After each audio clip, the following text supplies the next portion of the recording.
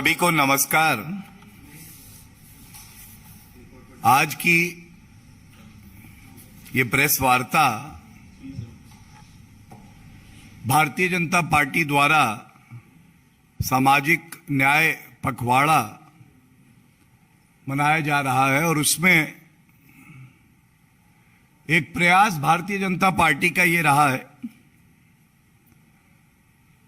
जो भारतीय जनता पार्टी की सरकार श्री नरेंद्र मोदी जी के नेतृत्व में कार्य कर रही है,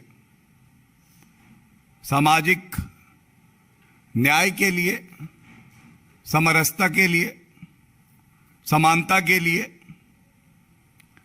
और किस तरह से समाज के विभिन्न वर्ग के जो हमारे भाई बहन हैं उनका सशक्तिकरण हो रहा है, वो मुख्य धारा से जुड़ रहे हैं, ये आप सबके समक्ष में रखा जाए।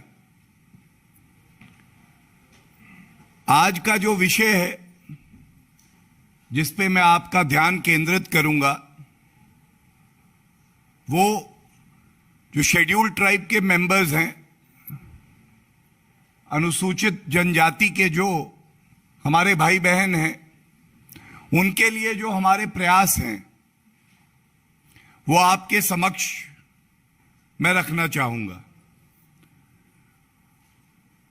ये जो प्रेस वार्ता का सिलसिला है ये अपने आप में बड़ा महत्वपूर्ण है। कई बार जो दिन में समाचार आते हैं उस पे हम लोग चर्चा करते हैं, लेकिन अथक परिश्रम और लगन से अपने उद्देश्य को प्राप्त करने के लिए जो सालों साल मेहनत श्री नरेंद्र मोदी जी के नेतृत्व में वो स्वयं, सभी मंत्रीगण, भारतीय जनता पार्टी एक राजनीतिक दल होने के नाते करता है, उसको हम लोग कहीं ना कहीं आपके समक्ष नहीं रख पाते हैं और उसको हम और बेहतर तरीके से रख सकें, ये हमारा प्रयास है। ये कहने में सुख की अनुभूति होती है कि वाकई पिछले 8 वर्ष में श्री नरेंद्र मोदी जी से पहले जो सरकारें रहीं, खासकर विपक्ष की, उन्होंने कभी भी समाज में जो अनुसूचित जाति के हमारे भाई बहन हैं, पिछड़ा वर्ग के लोग हैं, उनकी अनदेखी करी। कल डॉक्टर B.R. अंबेडकर जी की जयंती भी थी, जो उनका मुख्य उद्देश्य था वो हमारे संविधान की उद्देशिका में जो आता है, and it starts with the words we the people, and it talks about justice, social, economic and political, liberty of thought, expression, belief, faith and worship, and equality of status and opportunity. सही मायनों में ये कहना अतिशयोक्ति नहीं होगी, जो कार्य लटके हुए थे, अटके हुए थे, उन कार्यों को एक तरफ 55 साल जो विपक्ष की सत्ता रही उसे, और जो हमारी सत्ता रही खासकर 8 वर्ष पिछले, तो 8 वर्षों में ज्यादा कार्य हुआ जो आपके समक्ष मैं रखूंगा। सबसे पहले शुरुआत हुई भागीदारी से।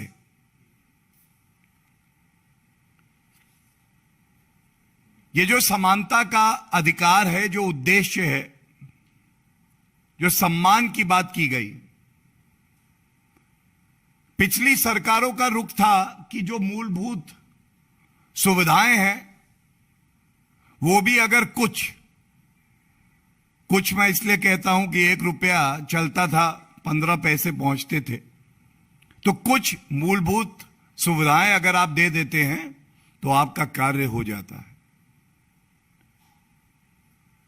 इस सोच में एक बड़ा ऐतिहासिक बदलाव आया।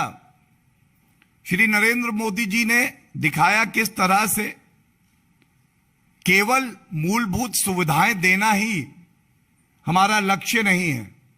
लक्ष्य है कि इस समाज को मुख्य धारा से जोड़ दिया जाए।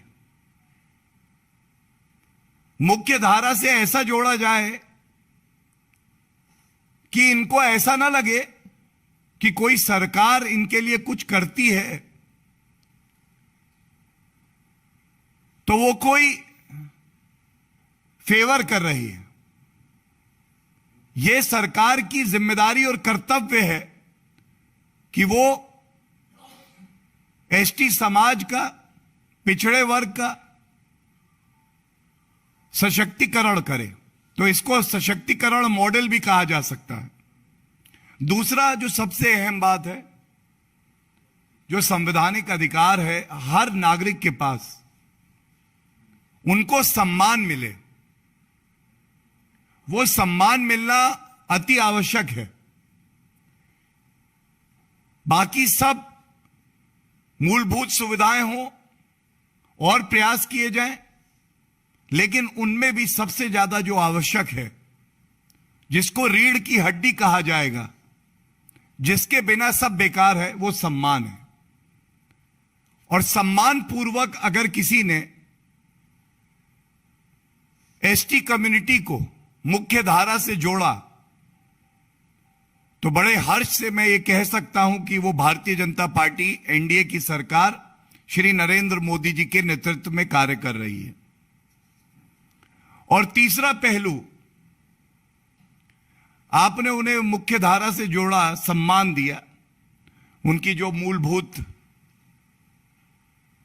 जरूरतें थी उसको पूरा किया। लेकिन क्या आपने उनको इतना सशक्त बनाया कि वो केवल ले नहीं, वो ऐसी परिस्थितियों में हो कि वो दूसरों की मदद करके उनको मजबूत कर सके। और इसीलिए ये तथ्य जो मैं रख रहा हूं, केंद्रीय मंत्रिमंडल में 8 मंत्री एसटी कम्युनिटी से हैं। मतलब वो नेतृत्व कर रहे हैं समाज का। वो ये सुनिश्चित कर रहे हैं कि जो जरूरतें हैं वो पूरी हों। They are not seeking, they are in a position to ensure that people who are seeking get their due respect, support, and encouragement from the government.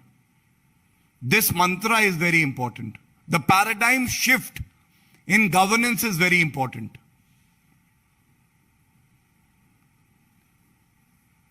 अब मैं आपके समक्ष पहले कुछ योजनाएं केंद्र सरकार की रखूंगा, जिन्होंने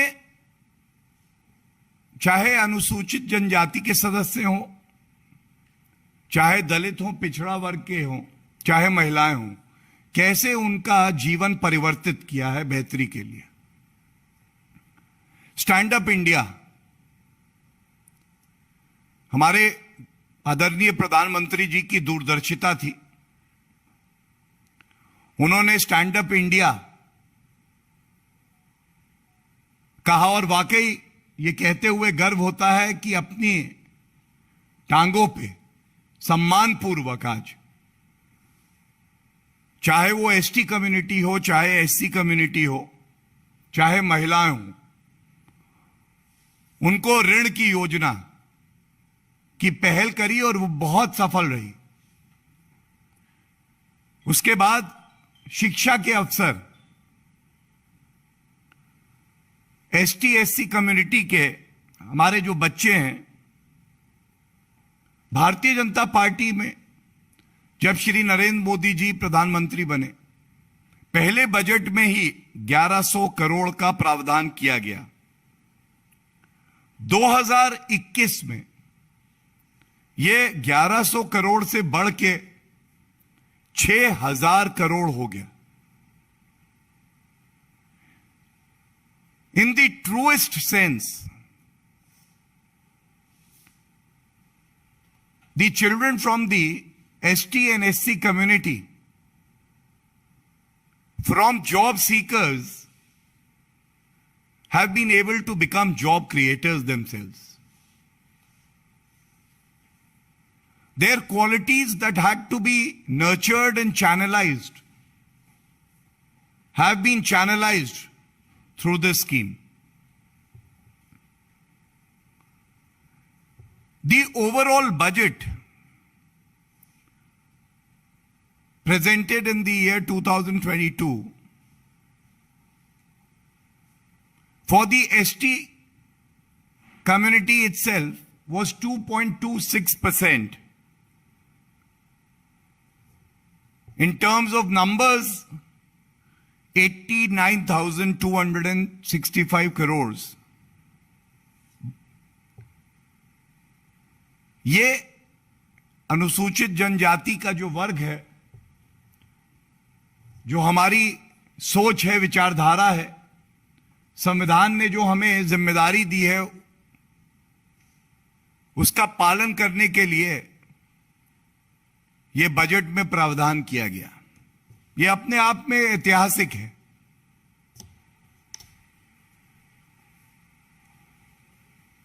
एक और बहुत सफल योजना मुद्रा योजना। मुद्रा योजना इसलिए भी बहुत अहम है कि 2015 में इसको लागू किया और इससे करीब 10 करोड़ लाभार्थी हैं और ये कहने में मुझे खुशी है कि 50% जो ऋण खाते हैं वो अनुसूचित जनजाति, दलित, ओबीसी समाज के जो हमारे भाई बहन हैं उनके लिए, तो उनके जीवन में यह बदलाव का माध्यम बने, रोजगार का यह माध्यम बने।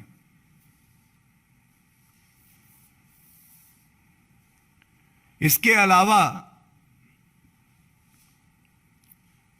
स्पेसिफिकली अगर एसटी कम्युनिटी की बात करें तो वन बंधु कल्याण योजना,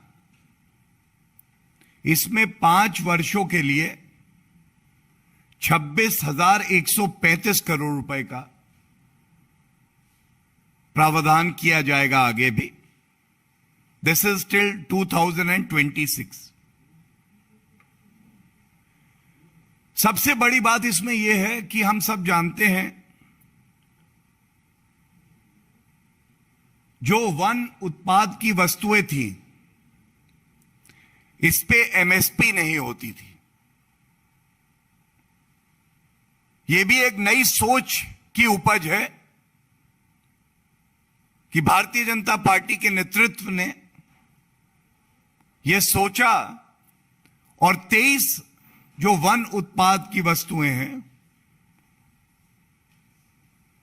उसको एमएसपी पे खरीदने की शुरुआत करी गई। यह एक नई पहल है। हम सब जानते हैं किस तरह से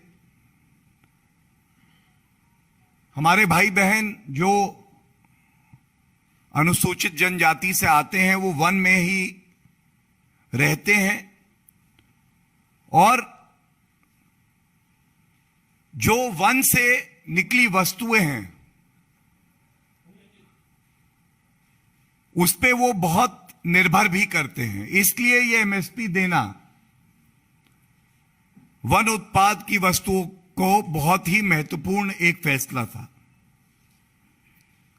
ये जो अगला बिंदु मैं रख रहा हूं आपके समक्ष, ये भी एक ऐसी पहल है जो दर्शाता है कि आदरणीय प्रधानमंत्री श्री नरेंद्र मोदी जी शिक्षा को कितना महत्व देते हैं। एकलव्य मॉडल स्कूल, इस पे खासकर जोर दिया गया और इस योजना के तहत 452 नए विद्यालय बनाए जाएंगे, 211 का नवीनीकरण होगा अगले 5 साल में और 15 सेंटर्स बनाए जाएंगे, सेंटर्स ऑफ एक्सीलेंस, उत्कृष्ट केंद्र, जहां पे इस समाज के जो विद्यार्थी हैं वो केवल शिक्षा प्राप्त करें ये नहीं, वो हर क्षेत्र में उत्कृष्ट हों। They lead from the front, they excel in the field. 452 new and 211 which would be modernized, and 15 centers of excellence. This is for the next 5 years, and the cost that will be incurred on this very ambitious, far-sighted project would be 28,920 crores. This again reaffirms the commitment that the Bharatiya Janata Party displays towards the ST community. इसके अलावा जनजातीय विकास mission में इस वर्ष करीब 500 करोड़ रुपए खर्च किए जाएंगे। आत्मनिर्भर भारत अभियान की ट्राइफेड योजना में 5 साल में 1612 करोड़ रुपए।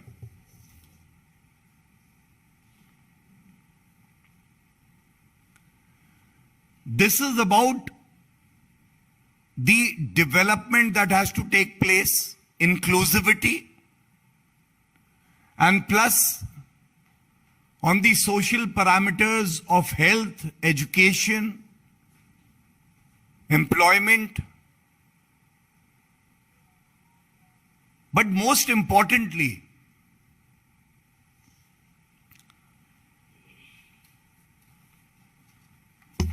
ये भी देखा गया जो हमारे आदिवासी भाई बंधु हैं, वर्ग है, उनका एक बहुत बड़ा बलिदान आजादी की लड़ाई में भी रहा है।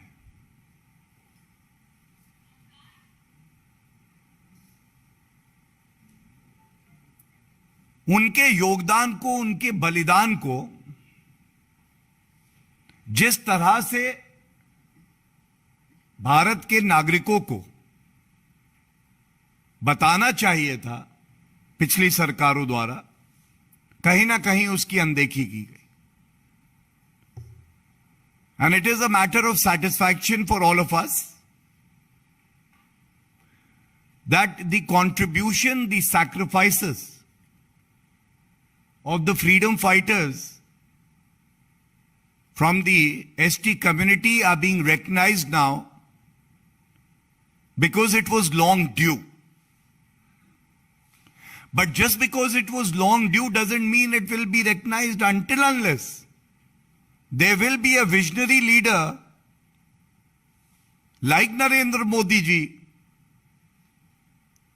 who would ensure that during the Amrit Mahotsav that we are celebrating, there would be specifically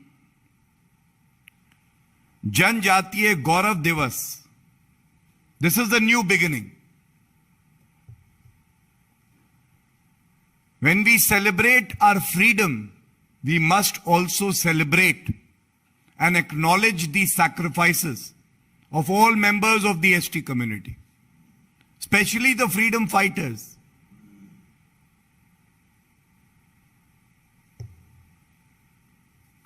India is considered to be a melting pot, an ocean of cultural richness, and we cannot afford to ignore the immense sacrifices that have been made by the members of the ST community. Keeping that in mind, एक और बड़ा अहम फैसला लिया गया। यह अहम फैसला है कि हर साल अब 15 नवंबर को भगवान बिरसा मुंडा जी की जयंती मनाई जाएगी।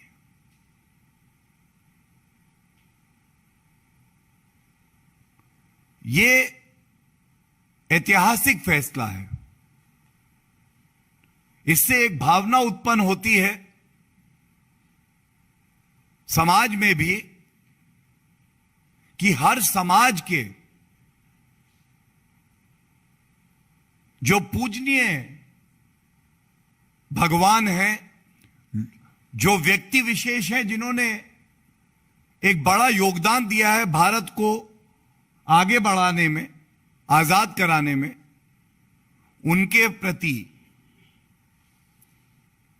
सरकार भी पूरी तरह से समर्पित है और उनका आदर करती है।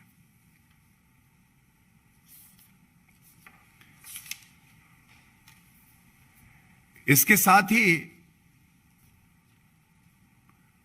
प्रधानमंत्री आदर्श ग्राम योजना के तहत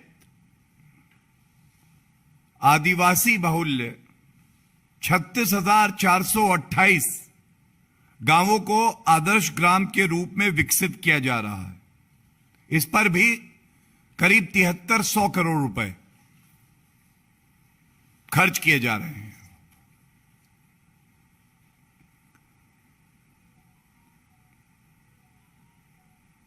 इसके अलावा श्री नरेंद्र मोदी जी ने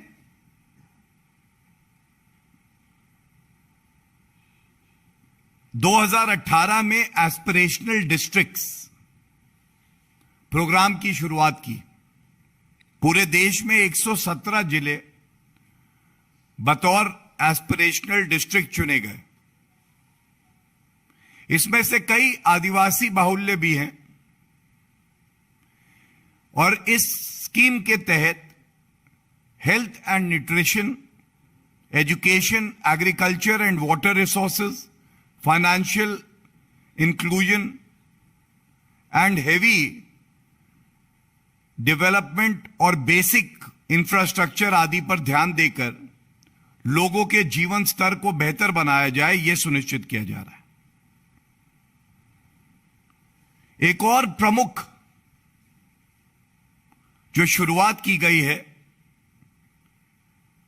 वो है सार्वजनिक खरीद नीति के तहत जितने केंद्रीय मंत्रालय, विभाग और सार्वजनिक क्षेत्र उद्यम हैं, उनको भी अपनी कुल वार्षिक खरीद में 4% एसटी उद्यमियों से और एससी से लेना होगा, यह निर्धारित किया गया, जिससे जो खरीद सरकार करती है या पीएसयूज करते हैं उसका लाभ भी एसटी कम्युनिटी तक पहुंचे। यह एक बहुत बड़ा फैसला है। इसके अलावा अभी जब आदरणीय प्रधानमंत्री जी ने परीक्षा पर चर्चा करी,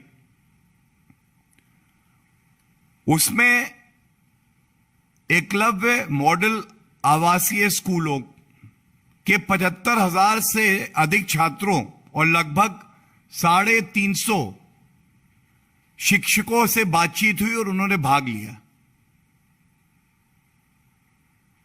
This goes a very long way to establish a direct connect with the Honorable Prime Minister. Today, a student from any community, and particularly so because I'm speaking on the issue of the development of the ST community, they can directly connect with the Prime Minister of the country. They can share their problems, their views, their vision.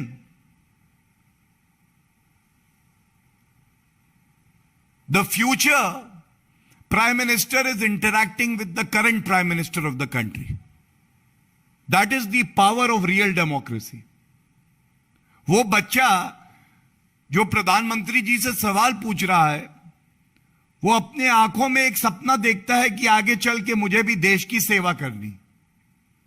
वो प्रधानमंत्री जी में आदर्श तो ढूंढता है, लेकिन वो ये भी देखता है कि प्रधानमंत्री जी पिता तुल्य हैं, मेरे मन में कोई सवाल है तो वो उसका उत्तर देंगे, मेरी कोई कठिनाई है तो उसको दूर करने का बीड़ा भी किसी ने उठाया है तो वो प्रधानमंत्री जी और सरकार ने उठाया है।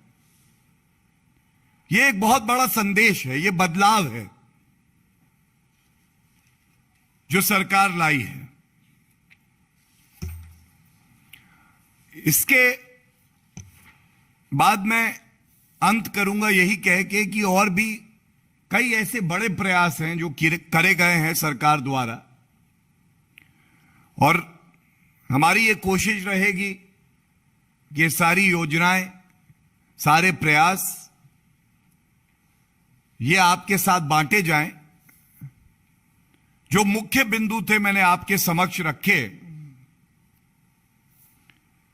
और अंत इसी बात को कह के करूंगा। हमारे प्रधानमंत्री जी ने जब मूल मंत्र दिया सबका साथ सबका विकास, सबका विश्वास सबका प्रयास, वो केवल शब्दों तक नहीं रहा, उसको जमीन पर किस तरह से उतारा है। हर समाज के जो हमारे भाई बहन हैं उनके सपनों को कैसे पूरा किया जाए, उस रास्ते पे भारत बड़ी मजबूती से अग्रसर है। और हमें विश्वास है the best of India will be seen in the coming years. India is leading from the front and will become a beacon of light, inspiration for the entire globe. Thank you. अगर इस विषय पे कोई सवाल हो तो मैं चाहूंगा मेरे साथी बंधु जिन्होंने बड़े ध्यान से, धैर्य से मुझे सुना, वो पूछ सकते हैं। पिछली सरकारों ने जो विपक्ष के थी उन्होंने एसटी समुदाय के हितों की अनदेखी की, जबकि इस वक्त काट मंत्री है। क्या कोई खास तौर पर मुद्दा बता सकते हैं जिससे अनदेखी की गई शिक्षा को लेकर? नहीं, देखिए, सबसे पहले तो मैंने बताया भगवान बिरसा मुंडा जी जो हमारे देश के स्वतंत्रता सेनानी रहे,